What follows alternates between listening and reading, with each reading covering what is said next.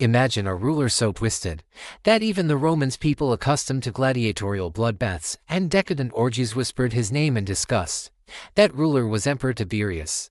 When Augustus, the great Caesar, adopted Tiberius as his heir, Rome expected a steady hand. A soldier turned statesman who would safeguard the empire.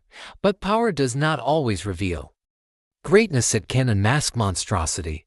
And on the island of Capri, away from the eyes of senators and citizens, Tiberius built his private palace of horrors. They called it the Villa Jovis, but the name most whispered in secret. The playground of monsters. Historical accounts, especially those from Suetonius, paint Tiberius not just as a recluse but as a predator. In the grand halls of Capri, he surrounded himself with children plucked from noble families, kidnapped from homes, or purchased like livestock.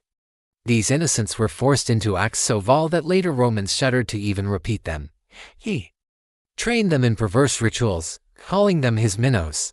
In one sickening display, children were forced to swim between his legs while he defiled them in his baths. To Tiberius, innocence was not sacred, it was entertainment. And when he grew bored, his cruelty only escalated. Some victims never returned home, some whispered they were thrown off the cliffs of Capri, their screams swallowed by the sea. Rome itself began to change under his shadow. Senators were executed at his whim, rivals disappeared, and spies roamed the streets. Fear was his true weapon, but behind closed doors, lust consumed him. The cruelty wasn't just physical, it was psychological.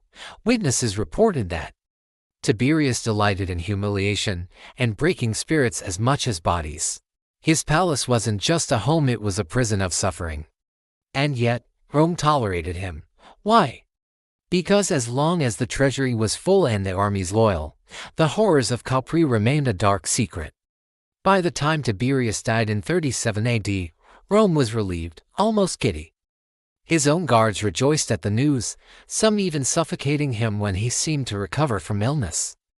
But his legacy, it lingered.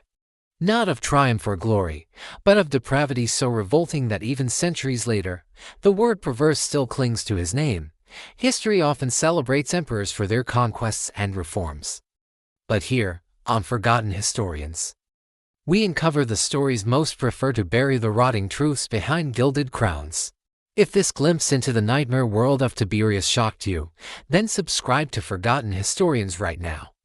Because the past isn't just about heroes and victories, it's about monsters who wore crowns and the horrors they left behind. Subscribe to Forgotten Historians, where we remember what history tried to forget.